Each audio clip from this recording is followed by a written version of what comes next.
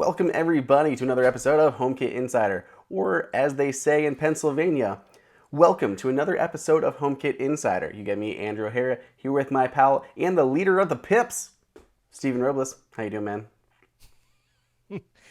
Hey, I didn't get the joke. What was the They Pennsylvania have joke? the same words What? as they do in Ohio, so they say it the same way. Oh. Okay. Oh, okay. Very good. I think I got it. I don't know actually any other Andrew, languages it really, is a dark. I couldn't translate it. Right. Sure. Translate it to Pennsylvanian. Bienvenue. Bienvenue.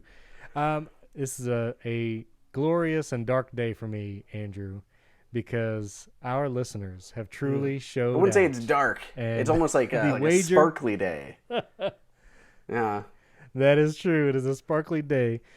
If this is your first episode ever tuning in, we started a wager earlier this month that if the HomeKit Insider YouTube channel, youtube.com/HomeKit Insider, reached 1,000 subscribers by Christmas, that I would glitterize my beard. And it happened this week, or last week as you're listening to this episode, but 1,032 subscribers is the current count. Hurrah! I'll do a sound effect for cheering. Way to go. You guys are awesome. It's 301 subscribers in the last 28 days. That's pretty amazing.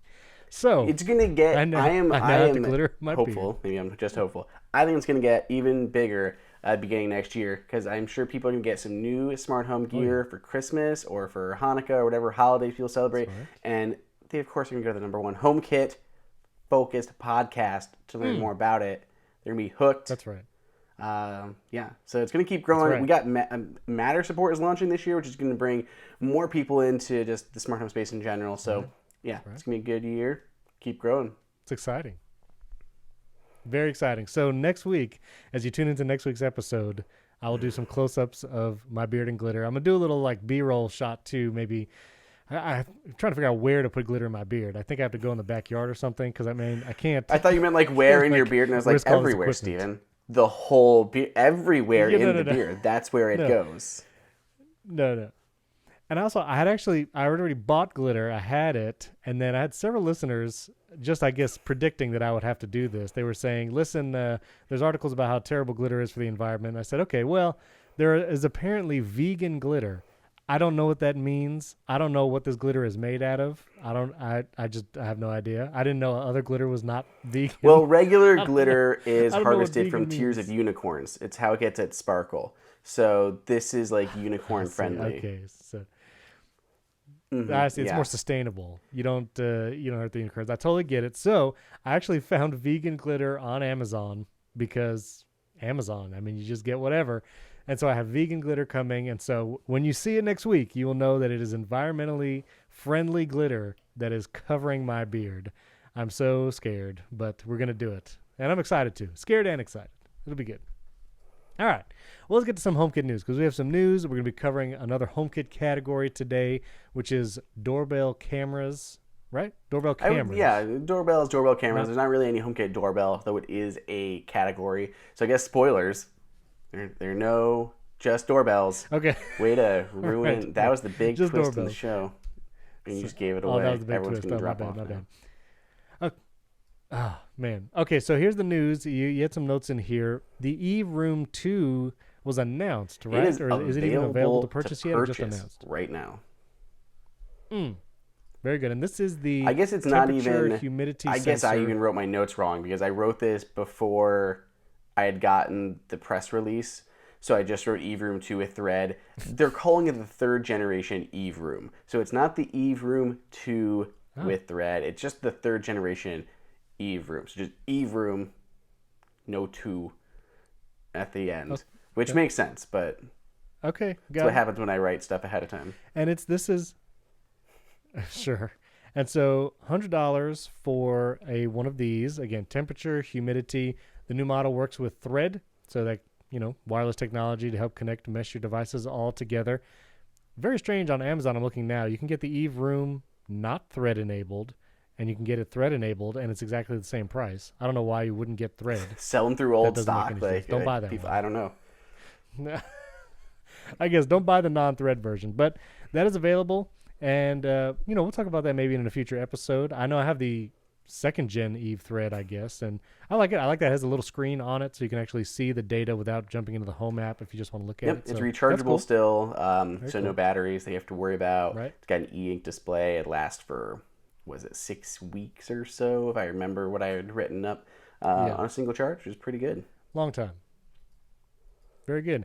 One other Eve update. This is actually a follow-up from our last episode. We were talking about, or 2 episodes ago, we talked about smart plugs and our favorite smart plugs. And a listener wrote in that the Eve Energy, we talked about how different devices connect, whether it's Wi-Fi, Bluetooth, or Thread. The Eve Energy is not Wi-Fi. I might have said that it was a Wi-Fi device, but it is not. The Eve Energy, which is their smart plug, is Bluetooth and Thread, I not think Wi-Fi. what And again, you I just wanna could have keep made this them up. confusing too, because the Eve Energy strip is Wi-Fi, and then the Oh, Eve gotcha. Energy single plug is not. So just to right. make sure That. wires are not crossed, because I'm 90% sure of that. I remember talking to the Eve CEO when that was announced at CES like a couple years ago, and I was like, "You guys don't do Wi-Fi.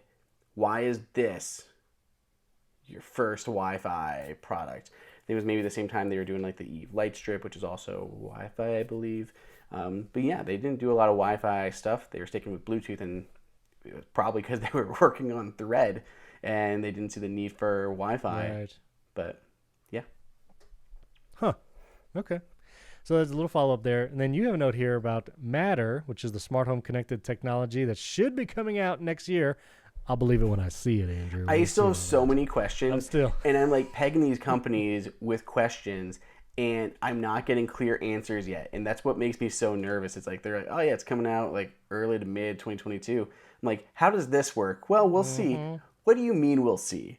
Like, I feel like people should know these things. Yeah, I am still. I'm a little suspicious. It's a little sus, as the young people say. I don't know. We'll see. We'll see when it actually launches. But you're saying here that Matter support, if and when it comes out, that might allow for devices to function without a hub. I Is am this trying true? to figure out what I meant here. It was I did this. Oh, okay. I did a couple of interviews on Matter stuff, collecting information and how that's all going to be progressing out. And there's still so many things, like I said, that are unknowns. And there's like, I think what I was talking about here is with a traditional like HomeKit device, you send like a command. Say your contact sensor opens up. It sends your contact sensor information, like your status change, to your home hub, which will then go ahead and automate your rule and send it to something else. What I had gathered, speaking to someone else in the industry building these products, is that with Matter, it would theoretically allow these devices just to talk to directly to one another without having to go through your home hub first, which could improve response times even more. And I thought that was exciting. So it's one of those things where like people are telling me this, but until it actually happens, I'm not going to fully believe it. And I had heard a couple other things with HomeKit. Mainly, my question was with Matter, what are the tangible benefits to HomeKit users here? Like the biggest thing for a HomeKit user with Matter is it's going to give us more devices, right? Things that don't already work with HomeKit. We add Matter support, and boom, now all those show up in the HomeKit ecosystem, which is amazing. But the other hand, like we already like our HomeKit devices. They're ultra secure and certified through Apple and all this stuff. So what's going on? Now there's going to be like Amazon devices in there that are going to work with our HomeKit. Like how secure are they? And I have so many questions around this space, and we're still trying to nail down answers. But this is just one thing that I had heard, and we'll see how it actually plays out in the future and if it actually is better response times. But I thought that was a little small interesting tidbit of a possibility. That is interesting. Okay. Well, again, we'll see if and when Matter launches next year, 2022. I saw this product mentioned, the Zemi Smart lamp, and I had not heard of this brand before. I don't even know if we've ever talked about it. This is Zemi Smart, Zemismart, Zemi Smart, and they make a bunch of Zigbee powered devices, but they also sell a hub that connects their devices to HomeKit. So you can get this HomeKit hub. It's actually on a 50% off or 58% off sale right now. This hub is usually like $120 and you can get it for $50. So I guess that's a good deal. if you can also use these other devices with HomeKit. And they have a bunch of HomeKit devices. They have switches, they have bulbs, they have shades, different things like that. So Interesting. I'm curious about this. Yeah, I thought about getting this hub just to like try some of their products. They have a their large website selection. just looks a little bit sketchy. If ZemiSmart is listening, It's a little sketchy. which I think I've heard of them. They're on the TV, right? Like ZemiSmart, ooh la la. That's them, right? I think that's them. I've never heard what you just did. I don't know It's what the that Tresemme is. commercial. I Just don't had know. the same number of syllables. Oh, I was like, I've never seen ZemiSmart on the TV. But yeah, it seems. It does And look there's like shady. a number like there have been 46 of these sold. Well, and also instead of hey, comma, Siri, like the actual activation word on their homepage, it says hi Siri. So Well, like, they didn't want to. They didn't want to know what the inadvertently thing is. activate Siri, so that's why they typed it differently. So, yeah. That's all they typed it, because otherwise Siri Yeah, would hear the exactly. words typing. Yeah, got it. I got it. Okay. Well, they have a bunch of products. Again, I'm curious, have any listeners tried ZemiSmart out there? But one of their newest products is this surface-mounted downlight ceiling lamp. It's this little round lamp. It looks like it's a cylinder. Comes in 5 different colors, which is kind of cool. The actual lamp is different colors. And then it's actually colored LED light inside. And then you can adjust the color. And with the HomeKit hub, you can supposedly connect these to HomeKit. I was going to get one of these to try it. It does not look like you can just plug it into the wall. You actually have to hardwire it somewhere because it's like a can lighting almost, like it lives in the ceiling. Sure. But it looks interesting. It looks cool. A lot of fun pictures on here. And it's only, let's see, $33 right now per lamp. That's a 50% off sale. These are usually $66, which I imagine you have to get multiple of these to cover a room. I think the intention is to replace whatever light fixtures you might have in a room. But you supposedly can get these into HomeKit with their Zigbee hub. So for less than $100, you can get a hub, one of these lights, and try it out. So I was real close to doing it. When I saw I had to hardwire these in, I was like, oh, I'm not going to try that because I'm not in a place where I can hardwire stuff to someone else's house. So, but listeners, reach out, tweet at Andrew and myself. If you've ever used ZemiSmart stuff, I would like to know. I'd like to know your experience with that. So there you go. Links in the show notes to those products. Now, you have some personal projects going on here.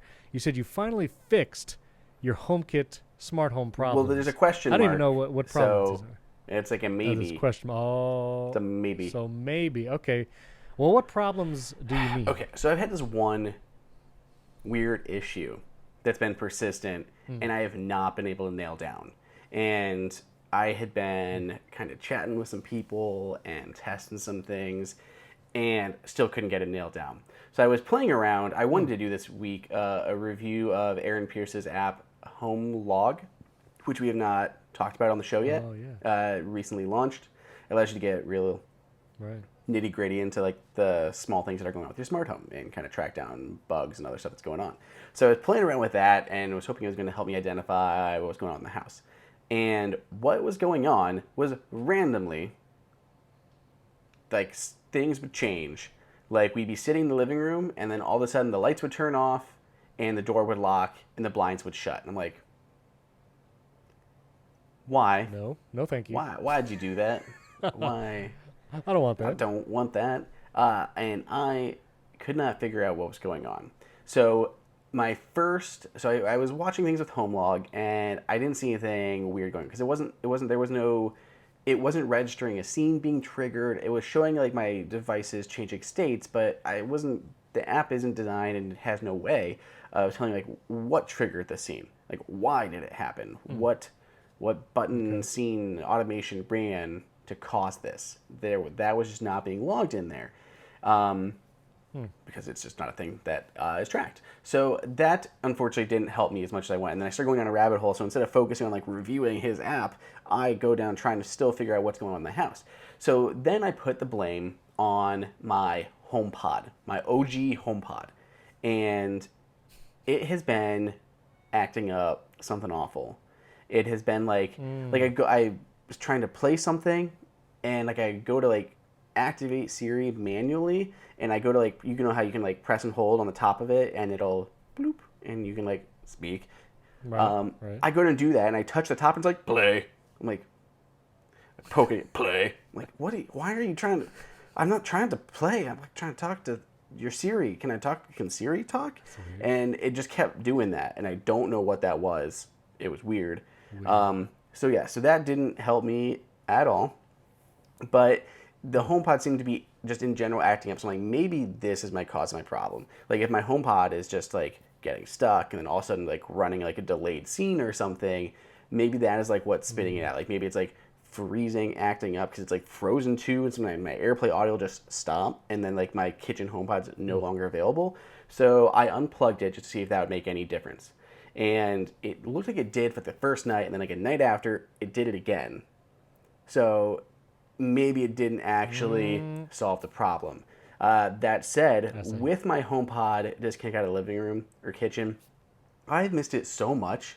Like now, whenever I'm like in the living room and I'll go to talk to Siri, it'll have to go all the way down the hallway to the Ecobee. So now like the Ecobee became like my primary Siri device, which is fine. Like it works well, but it's like so far away. And yeah, so now I'm like, I'm gonna need like to get another HomePod Mini to throw in the kitchen. It's like maybe I get some cool colored ones. I don't have any of the colored ones yet, but I don't know. Maybe I gotta watch for like a Christmas sale, holiday sale here coming up. Get one a little bit cheaper. But either way, so that didn't solve my problems. But I did all these changes at once, so I'm not sure exactly what it is, but I think I fixed it because it's not happened since. And I went through all of my scenes and automations. There was nothing triggering anything, but I had a button that was triggering a good night scene. And to me, it seemed kind of like an older good night scene to me because it wasn't turning off all my lights. Like it was still leaving on like this little Simpsons village that was like Department 56 ones with like the lights in the buildings. So, like that was still lit up with an Eve energy. And then I had like my Christmas tree, which is on my older Eve energy. That was still staying on. I had a Disney light in the corner. So like there was other things still staying on, but it was like oddly locking my door, closing my blinds, and turning off a bunch of other lights. So it seemed like a good night scene, and I had a button that I no longer used but what still existed in the house with that good night scene. And even though nothing touched this button, I removed that scene from the button. Like it was like a scene, like press the button, runs the scene. I removed that command, and I haven't had this happening since. So I don't know if that button was like malfunctioning or something else going on, but it could have been between the HomePod and the button. I think I fixed my problem. It's been a pain in the butt. Yeah, but it was like this really phantom thing of just turning off lights. And I'm like, what is going on? I was like, what is happening? Why'd you do that? I'm like, I don't know. Was it the Fabaro button or a different button? It was the Eve button. Huh. Yeah. Okay. I mean, I don't use a ton of buttons. I think so. I don't use a ton of buttons. It has the current design aesthetic, but I just haven't used it. I don't even know I assume there was battery life in it, but I don't use a lot of buttons. Interesting. So, still waiting on the Wemo stage controller button to be updated with Thread. That'll probably be the one button that I use quite a bit because it should be more responsive and nicer. But interesting. So, have you reprogrammed that button to do a different thing? No, because I right now I just left it because I wanted to see if this fixed anything before putting our stuff back in. Like I said, I don't use a ton of buttons at the moment. I mostly use Siri. I just walk in and say what I want, and she bends to my commands. That's interesting. Yeah, I mean, so you've left the big HomePod off the network as well, right? You're not going to plug that back in? Not right now. Yeah. I might try to sell it. Like do a factory restore. Hopefully that fixes the issues and sells it. Now I'll reset it up and make sure it works first before I try to sell it. But there's no huge benefit for me. Like I don't need. It doesn't sound that much better, and I don't like compared to HomePod Mini. I'd kind of rather just pick up a HomePod Mini and someone who wants the bigger HomePod for a stereo pair. I have found that I still have 3 big HomePods. 2 I'm using as a stereo pair connected to my living room Apple TV. So it's like the theater speakers in there. As those speakers, they're pretty consistent. Whenever I turn on the Apple TV, play something, the 2 HomePods are already connected. I never have to adjust settings there. And so it works well as like a home theater setup. But whenever I try to ask Siri something of those big HomePods, they are like dunces. Like they just do not do pretty much anything. They're slower. Like They're slower. they're much slower, but they even just don't respond. Like my kids will try to ask them to play music. And this is a question maybe one of our listeners or if someone from Apple listens. Oh, I'd love to know if you're listening right now. But you should reach out because I don't know if a child's screen time settings has any bearing on their ability to work a HomePod. Meaning, one of my kids, I have screen time settings where they can't open the music app until like 3 p.m. in the afternoon because one of the things about the music app is there's a bunch of like music videos in it, not just music to listen to. And so there was a number of times where he was just like watching music videos in the morning and it's like, I don't want that happening. And I would like to know if he's watching something. So I have it where he can request screen time of music and I can approve 15 minutes or an hour so he can just listen to stuff while he does schoolwork. But it's locked until he requests. And so he cannot ask Siri to play anything, mainly in the big HomePod room. He has a HomePod mini in his room and he'll ask that thing to play stuff and it's fine. But I don't know if it's a big HomePod issue. I don't know if it's because it's connected to the Apple TV, if that complicates the Siri commands, or if it's the screen time settings thing, if that limits him from even asking the HomePods to do it. But the HomePods are also dumb even when anybody else asks Siri anything. I try to ask it to play music. It's like, don't know what to do. My wife, same thing. Sometimes it'll work. Like maybe 1 out of 5 times it'll play the song we ask for or play music from a genre we asked for. But it has not been good. In contrast, HomePod minis, super solid. Like we have multiple HomePod minis. The kids can ask them to play stuff. My wife asks it to play stuff. And it pretty much gets it the first time, every time, never any issues. So I wish there wasn't such a gulf, it seems, between the function of the big HomePod and the HomePod mini. But there it is. Yeah. It's a shame. All right. Well, you also have a review in here called for the Rio Arc. What is that? I don't even know what that is. Well, okay, super fast too. You mentioned this and it reminded me of another minor piece of news, but the RC 15.2 was released. So we should see that imminently. If it doesn't come out before this podcast, it's likely to come out the week of this podcast. And that includes the new voice-only plan of Apple Music, which is, of course, ideal for your HomePods, your HomePod minis, your Apple Watch, CarPlay, anything where you're not specifically trying to use the music app on your phone. And they even announced like some new features for Siri where you can ask like your recent history and or say play that again, and it can pull up like your recent history stuff and give you options to play. And there's like suggestions on top of all those like playlist and moods that we had talked about when Apple announced it. So 15.2 rolling out very soon, if it's not out already, with the voice only plan. Very good. Now I just Googled Rio Arc and I was like, is this a TV? Do you hang this on the wall? No. The Rio Arc appears to be a heater. Is that accurate? Yeah, man. This is the Rio Arc, a HomeKit heater. And it's pretty freaking cool.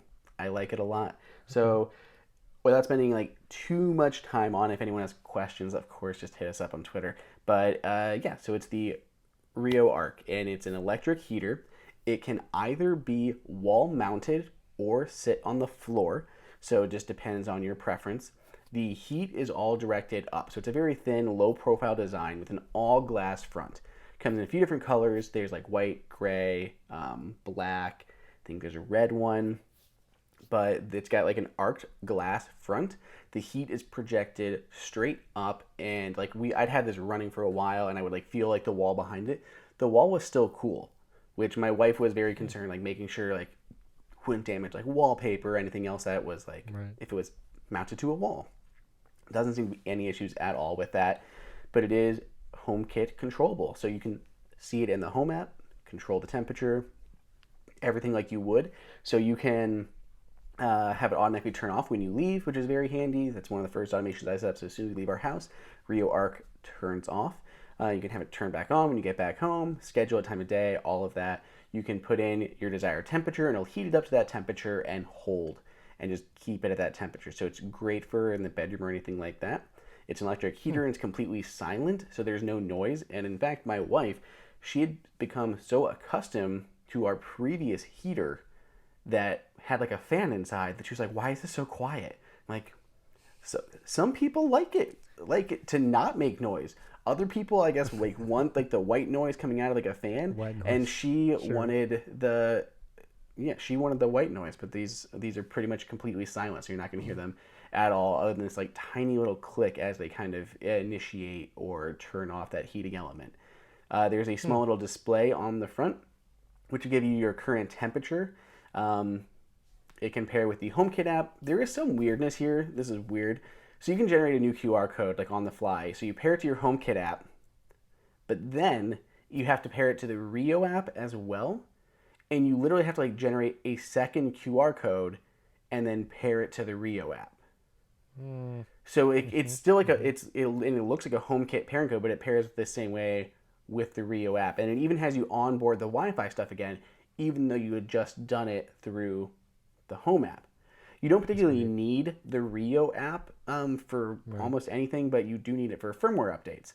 And the reason you might want to do a firmware update on this, and it's kind of funny, the display on the machine is only in Celsius. So it's not a US based company, so they of course were in Celsius for some reason, and us here are using the correct Fahrenheit. But apparently it was a whole lot of stuff and certification through Apple to get that switch on the display itself. So it's coming, and I've been testing this for several weeks now, kind of anticipating this firmware update. But the further we get into winter, I feel like it's like less relevant. So I want to be able to talk about this now while people may still be looking for something like this. But they've been expanding much more into the US. They do have a firmware update coming out that's going to put Fahrenheit on the display. And you can still, even with Celsius displayed on the display, you can still ask Siri for Fahrenheit. So you just tell Siri that you want your bedroom to be 70 degrees. You look in the Home app, it's 70 degrees or 71, whatever. But it's the proper units in the Home app. It's just the incorrect units on the display itself. Yeah, so relatively minor. There are physical controls on the side of it, so you can adjust the temperature up and down there as well. But otherwise, this thing is rock solid. It connects to your Wi-Fi. I've had no issues. We've automated to turn off when we leave, and it's done it every single time. It's pretty cool to have like such a sleek HomeKit connected heater. There's a lot of people who use like heaters in their house, and I don't know of really any other HomeKit enabled heaters. There might be some out there, but this is the first one that I am aware of. So I was pretty excited to try it out, and I think they did a great job on the design. I mean, this thing looks really cool. That is very cool. All right. We'll put a link in. Do you have a review going up on the website? Yes. So hopefully it's up by the time you guys hear this. By the time you guys hear this, I'll be back, but I'm going to be gone for a long weekend. So I'm like going to be like scrambling. I have everything I need, and I've got photos and everything. So I just have to like finish like the writing part of the review. So gotcha. But it'll be up, and if it's available, we'll for sure link in the notes. Very good. Awesome. Well, you'll check that out in the show notes. Very cool. It's not a TV, apparently. It can mount on the wall, but not a TV. It can mount on the wall. Right. Which I guess, so maybe you said this, but it's not a big display, right? Like you can't put like full screen things, right? No, it's like a 1.5 or 2x2 inch square display, like that, and it just shows a number. That's it. Yeah. And then the entire heater is like much larger, almost like a 40-something inch TV. Nope. I wouldn't say it's not a 40. It's like a. Do you have a measurement there? You're doing the Googling. You have the site open. No. Well, no. Is it like how big? How big does it look? I'm not sure. I can't. Maybe 2 feet wide. Like it seems like a normal normal size. Like. Oh, okay. That. I guess I'm looking at some of these pictures and it looks big. Okay. Anyway, just kidding. JK. Yeah, it's not small, but. No. It's not a 40-inch TV. We're not looking at a huge thing. This is a reasonably sized appliance that you can put next to like the side of your couch, and it's going to be just fine. Yeah, I'm looking at a HomeKit Authority, and they have the size, but it's in millimeters. It says 820 millimeters. That's not even a real unit of measurement. I've never even heard of those. That could be 1 feet wide or 18 feet wide. I don't know. I have no idea how to read that. But we'll put links in the show notes. You can check out pictures of it there. Well, before we get to 32 inches wide. Oh, okay. Thank you. 820 millimeters is 32 inches wide. Okay, well, there you go. A little over 2 feet. Made up units of measurement. Very good. Well, before we get to doorbell cameras, we have a friend to thank. Our friends, you've heard about them before, Hunter Douglas. They make the incredible HomeKit-enabled smart shades for your home. They have innovative window shade designs, gorgeous fabrics, control systems that are advanced, again, automation in HomeKit, and they can be scheduled to adjust position throughout the day. Hunter Douglas shades, they can diffuse harsh sunlight to cast a beautiful glow across a room. You can enjoy the view outside while protecting your privacy inside, and they even provide superior insulation, and that helps keep your utility bills down in the winter and in the summer. And it's just that simple Goldilocks moment as you walk into a room and you just love the feeling because you can program it all throughout the day. And again, Hunter Douglas's PowerView technology allows you to move those shades, automatically reposition them, and they integrate with HomeKit. Andrew, you've talked about these many times before, not just in sponsored posts, but give me one more thing you love about Hunter Douglas shades. You know, we're going to tie it into a listener question that we had gotten. Hey. We are going to talk about this much more in a future episode, but the environmental impacts of having smart shades. Like, you can help keep your house cool or warm with smart shades. Like, you're in the winter and you want to get some sunlight to come in, cool. If you want to close them and have like thicker ones that are going to help insulate your house, you've got that too. So these can definitely help regulate temperatures in your house, which is going to help save on your heating, your cooling bills, all that kind of stuff. It's great. These things have been some of my favorites. I'm obsessed with smart blinds now since I've had these, and they're going in more windows in our house for sure. Awesome. Very cool. So live beautifully with Hunter Douglas, enjoying greater convenience, style, and comfort in your home. Visit hunterdouglas.com/HomeKit today for your free Style Get Smarter design guide. You get that free guide with fresh takes, creative ideas, and smart solutions for dressing your windows. That's hunterdouglas.com/HomeKit for your free design guide, and that link will be in the show notes as well. Thank you, Hunter Douglas, for sponsoring this episode. And now you snuck in a question here even before our smart home recommendations. Is this what is it? Smart home stuff to use for the holidays? You want to put that in here? Well, this is something that we could have like talked about like on a previous episode, but here we are, literally like 2 weeks before Christmas and other holidays kick in. Right, I mean, right. we're already through Hanukkah already, I think. That's right. Hanukkah's over. It ended a week ago. But I was just curious as I was looking through some of my stuff. I wanted to talk about what I used for like automating some of my holiday stuff and what you had for if you do any of that. I mean, I know you're living in a bridge or under a lighthouse or something. I'm not a troll. I'm not under a bridge. No. But yeah, so I didn't know if you use anything right now. But yeah, we did some cool stuff this year, and I was excited about it. Yeah, so I'm not doing anything now, again, because we're living in somebody else's house. And so, not going to set up a bunch of temporary stuff for the season. But at my last house, I did like doing some icicle lights outside. We kind of had an archway in front of the door, and it was mainly lights outside. We had a couple like houses inside with the little lights, like you said, little towns, You put it on a fireplace or mantle, and it looks Christmassy. So I used those things with smart plugs. I mean, that's kind of was my setup. I think I used an Eve one with some of the stuff on my fireplace. And outside, I don't know if I ever got that Maris one to work right. I might have used something else. I forgot. But it was just super easy. Before HomeKit stuff, I would use the plugs from Home Depot or whatever. It had like a physical dial, and you would like turn it to, turn on and off throughout the day. I mean, it worked. It was a thing, but definitely not elegant. But yeah, that was mainly what I did. I would use smart plugs, indoor and outdoor, plug in some icicle lights, plug in some little decorations inside, and time it to turn on when it gets dark. And so, sunset, sunrise is a good setting for those. And they turn on when I wanted them to. So yeah, what have you done anything? You showing out? Yeah, we've done more stuff this year that I was pretty excited about. So we did, like I mentioned, like I have these random Simpsons Village buildings that were done by Department 56 to celebrate the 20th anniversary of The Simpsons. So this has been like 12 years ago now that these had launched. So I have like the Springfield Elementary and I have the Quickie Mart. I don't have the Simpsons house.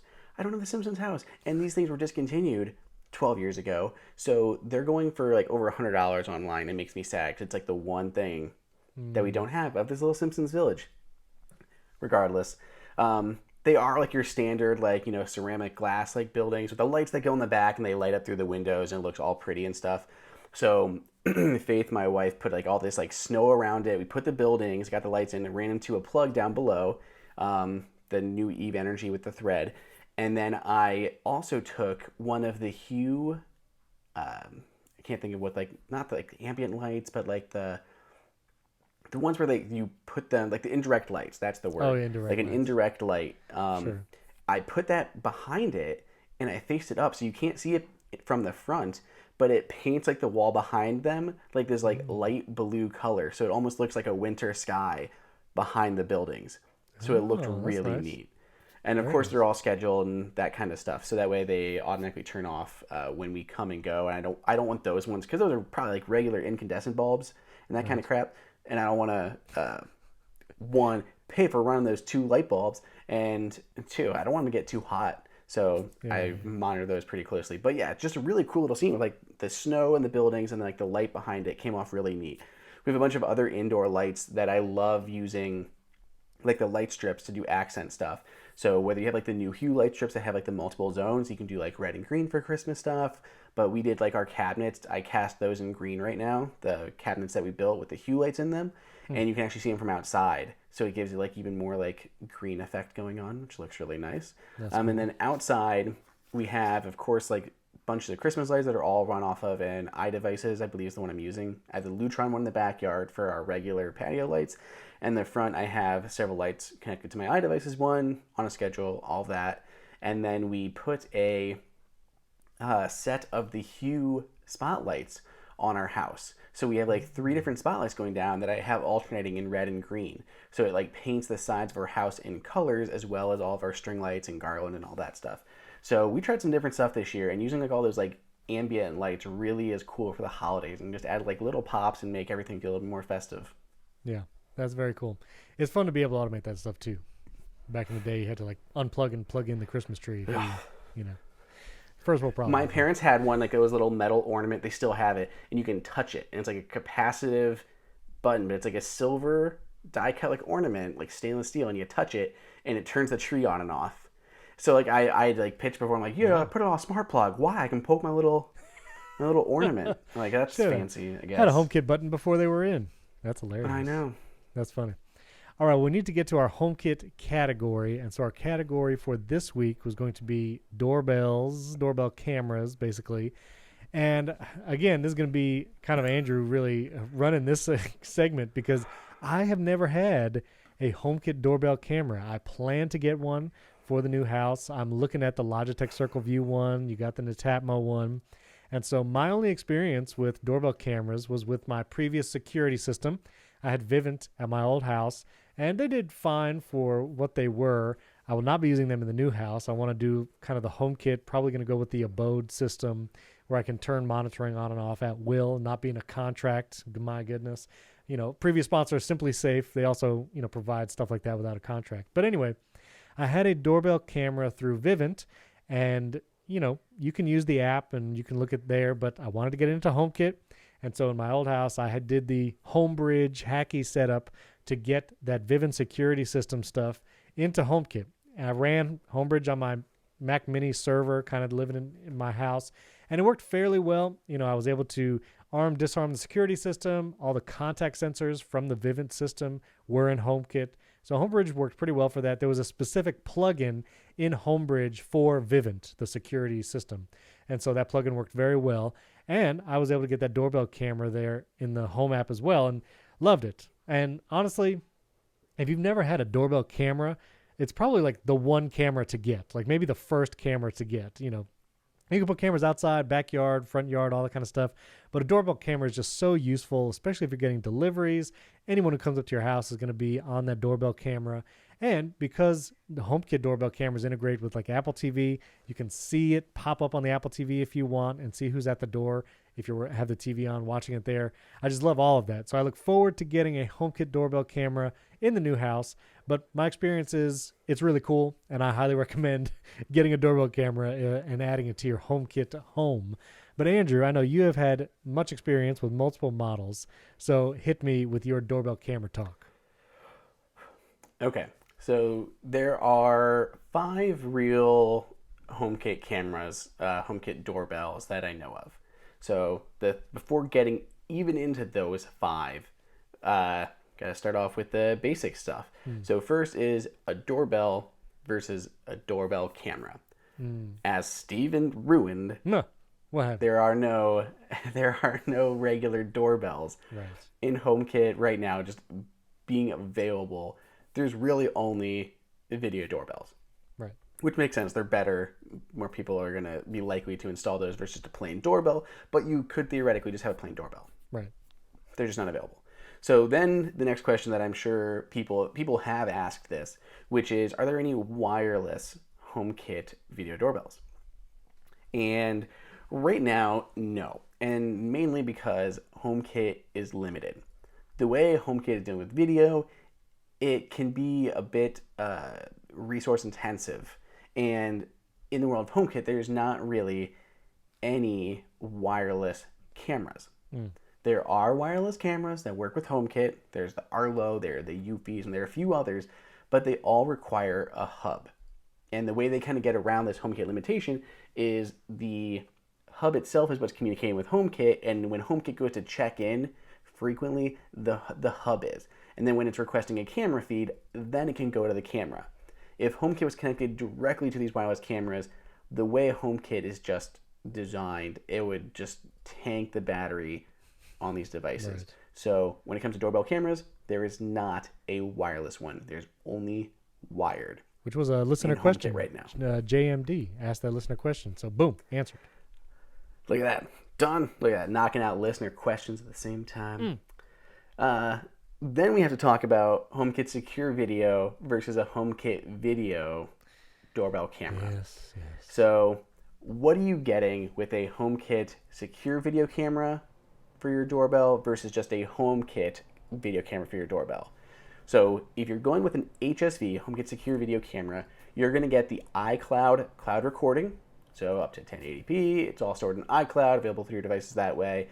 Secure. You're already getting this if you're paying for an Apple service plan at an iCloud plan that includes that storage. And if you have iCloud Plus, you can get unlimited cameras. So it could be any other security cameras in your house that work with HomeKit, as well as your HomeKit Secure Video Doorbell. There is object, person, vehicle, animal detection with HomeKit Secure Video, so that is built into that. It's processed locally on your home hub and then can let you know based on those. You can also set activity zones, so you can flag certain areas. So if you're looking at a doorbell camera, maybe you want to, green light your driveway, but you don't want like the road in front of your house to be triggering your camera. So you can do that with activity zones. For the package, person, vehicle, animal detection, I will say it's not super great. It's okay, but not great. I've had weird stuff going on. It also has like the person identification. It can actually tie into your photos library to look at people's names and then let you know when there's certain people there. Like Steven's at your front porch, so I know to grab my pitchfork. So it can like tell you these things ahead of time and you can be like proactive. But for me too, that's been a little bit hit or miss. It's not always like spot on with those things. So I think these are good to have in HomeKit, but I don't fully rely on them, and I hope that those are going to continue to improve over time. What you get with either of these, a HomeKit camera or a HomeKit Secure Video camera, you're going to get alerts. You're going to get those smart notifications that you can see. They'll usually have like a preview video of the motion that was detected. They'll have two-way audio. I'm pretty sure everything on this list has two-way communication, so you can talk to whoever is at your door. They'll show up on your Apple TV. So if you're watching your TV in your bedroom or something and someone's walking up to your porch, before they even press the button, you'll get a notification. There's motion on your porch, and you'll see a live video of whoever's walking up. Really handy that way.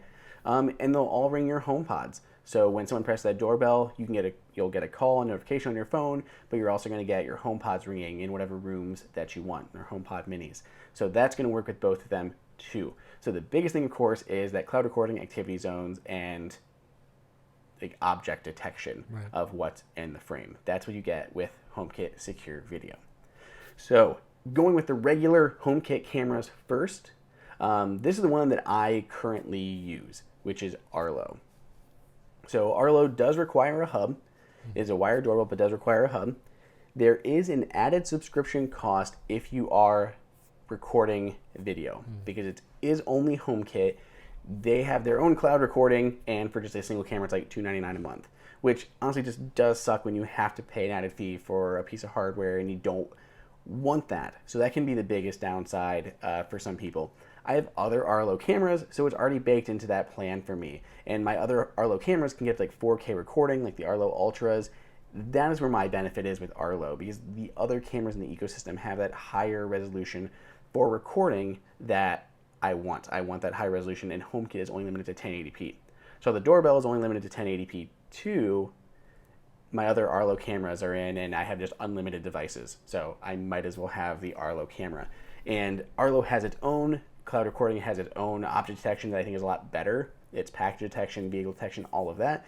And it has its own cloud activity zones and all of that. Plus it has its own other features like E911, where say I'm out at CES and someone's at my porch. I'm like, oh, that there is a burglar. That's Steven in a ski mask. I want to really call the police now. So if I was to do that and I'm in Las Vegas and I'm calling 911, it's going to route me to like local Las Vegas authorities. I'm like, hi, could you please put me in touch with like the one outside my house? And valuable seconds that Steven is stealing all of my smart plugs and I can't stop him. So if I had E911, it'll actually know the home location and route you to your local emergency services so they can get there and tackle Steven quicker. Thank you. So there are benefits to Arlo, but it does have that extra subscription cost, and it only works with a regular HomeKit. The next one that is only regular HomeKit, I believe, is the Yobi B3, and this is still listed as like up for pre-order, but there have been reviews coming out, so if it's not out, it should be soon. They're using a PIR sensor, has a 180-degree field of view. It looks like it has a metal body, like it's this anodized gold color body.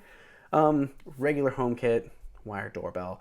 I have not tried this one. This is the one that I have not tried on the list. Then we have Netatmo. Netatmo is a little more expensive.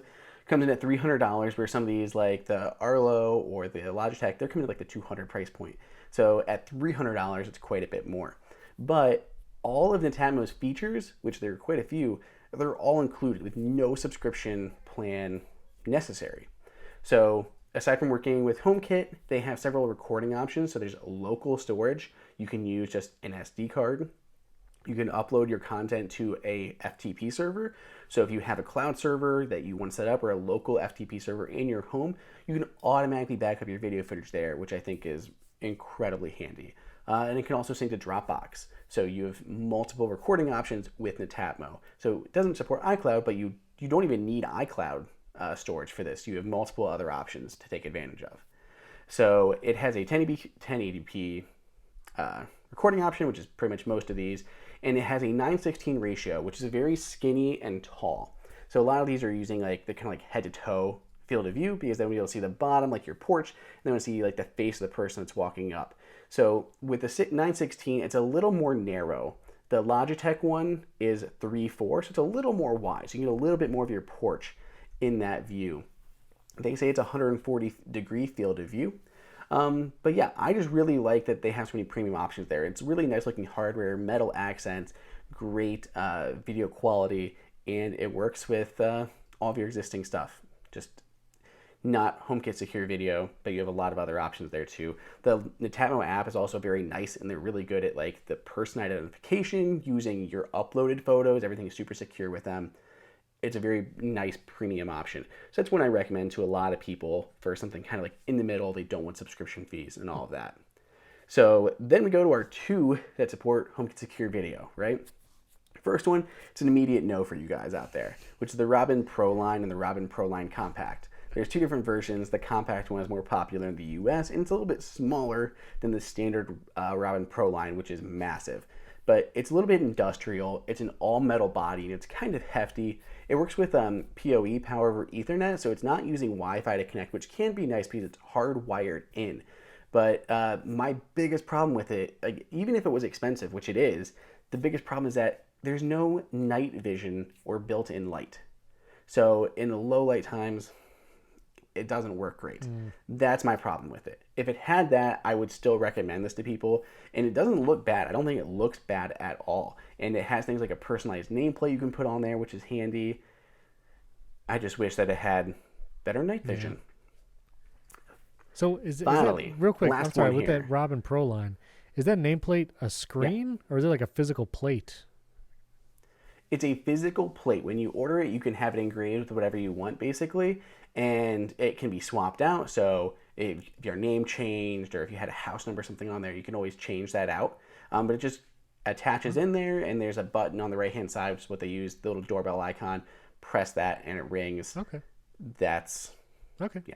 So it's really nice. I don't mind it at all. And PoE is pretty cool because it does remove the need for having to worry about Wi-Fi in that area. But it just sucks that there's no night vision. Okay. Finally, the last one to turn to is the Logitech Circle View. It does support HomeKit Secure Video, and they work pretty tightly with Apple in developing this. Comes at about $200, has an all-glass front, has a 160-degree field of view, and a 3:4 ratio. So 140-degree field of view for the Netatmo one at 16 by 9. This is 3:4, so just slightly wider, slightly larger field of view with that one. But I will say it's still not as good as the Arlo for me. I like the Arlo because it has a 1:1, like a square ratio. So you're getting more of your horizontal. I don't need it, cropped in as much because I want to see what's going on my whole porch. And with me, we have a car like out to the far left, the way our driveway is situated. So you may not even be able to see that. So if you're using like the Logitech, depending on where stuff is located on your house, you might have to use the angled bracket to mount it. And the same with the Netatmo one, just to make sure you're getting whatever in your shot. So that's something to take into consideration. They really want to make sure that you're getting a top and bottom, but you need the wide stuff too. Yeah. Like it's kind of like an all or nothing. I like the 4:4, the 1:1 ratio that we're getting with the Arlo model. The only problem with the Logitech Circle View is that we've heard reports of it overheating. Now there have been some software updates that have made it quicker and more responsive and things like that, but I don't know how solved the overheating issues are. So if you have the front of your house and it's in like direct sunlight, there's no porch or anything, and you worry about this thing getting too hot, that's going to make it go unresponsive until it cools down again. So if this thing is just going offline, it's not going to help you. So, but that also could be the case with any of these. I haven't stuck any of these out in the heat to see how they responded, but we've specifically heard reports of it happening with the Circle View. So it's something that I want to make sure we mention. But other than that, it's a great option. So if you're not worried about the overheating, I think the Logitech Circle View is a great option. It's purely HomeKit, no third-party app, anything, all HomeKit all the time. So that would be like that choice as long as you don't have to worry about overheating. My backup choice would be like Netatmo or Arlo, depending on what else you have going on in your home and what your preferences are. If you want to have those other options to store video, Netatmo is great. If you have some Arlos in your house, the Arlo is perfect because you already have your plan for those guys. So just depends on what you're looking for. All right. Wow. Andrew, excellent job. You really broke those down. That's awesome. So I was thinking about that Logitech Circle View. Well, I don't know. I have to think about it. Honestly, that Robin Pro line is a little tempting with the Ethernet connection. Like, kind of sweet. And I might have missed it, but did you say it works with HomeKit Secure Video, the Robin Pro line? Yes. Mm-hmm. That's kind of tempting. And honestly, like if you have other cameras, like if I get a Netatmo floodlight camera or whatever that's kind of pointing at my yard, maybe not having night vision is not that big of a deal. Like I don't typically have people coming up to my door. What you could also, so like you could use like your floodlight cam, like the Netatmo floodlight cam. That is one option to help like for security purposes. And then you could also have a trigger set up whenever the doorbell is pressed to turn on your porch lights. Because otherwise, someone presses the doorbell, you're not going to be able to see who's there. But if you have that doorbell trigger the porch lights to come on, then you will be able to see. So that could be a good workaround for that. Well, man, the Robin Pro lines are expensive though. When we're talking like $600+ for. I would say like I couldn't even remember what the Pro line. It's in euros, but it's like $500 to $600 depending on the model. So it's like I don't know. We'll see. We will see. So anyway, great job. Yeah, that's what I was looking at. See. Yeah, I'm curious. I just put the link there. It's kind of buried with a bunch of links, but it's all there. It's all there. Well, as Andrew looks up that, I want to mention we have so many listener questions, and we ran out of time again. But we are going to do, before the year is over, just a listener question extravaganza where we will answer all the listener questions that have come in and any ones you add. So feel free to keep tweeting your questions at us, and we would love to answer them. We'll do it on that big roundup show in a couple weeks. What you got there? About $5.92. About $5.92 is what we're looking at. I think $600. Yeah, definitely not cheap. But that Ethernet connection, man, that's tempting. I mean, and they look cool. Like they're a very unique look. Some people hate them. That to me, they look like almost like an old school kind of box. Yeah. Like they look a little industrial. Yeah. Like there's a look. I don't think it's bad by any means. But I think that the compact ones definitely look better than the full size ones. What do you click to ring it? Is it that little bell? The little ring icon. Okay. The little bell, I wasn't sure if it was a screen or not, so I was like, do you click? I wasn't sure how that worked. Yeah, it's an actual bar that's engraved and it's backlit so that your words glow. Your words glow. Got it. Anyway, so listeners, keep sending your questions in. We're going to do a big listener question roundup show. Tune in next week on YouTube because you will see with your eyeballs glitter in this beard. Thank you all to everyone who subscribed. If you haven't yet, you can still subscribe. It's not too late. YouTube.com/HomeKit Insider. Watch the episodes there, and we'll, hopefully have some really exciting stuff in the new year. We can show you on video my home project. I will be moving into the new house in, it looks about April, so maybe about 4.5 months away. And somewhere in the middle, I'm going to be talking about the different, HomeKit stuff I'm going to be installing, wiring, all that kind of stuff. So subscribe to that YouTube channel so you can see some of that stuff. That'd be fun. And, of course, we would greatly appreciate a 5-star rating and review in Apple Podcasts. That'll help out the show there. And, tweet at Andrew myself. What you got going on in your HomeKit? What are you asking for the holidays? What did you get yourself for the holidays, HomeKit-wise? We'd love to hear about it. But thanks for tuning in. We'll catch you next time.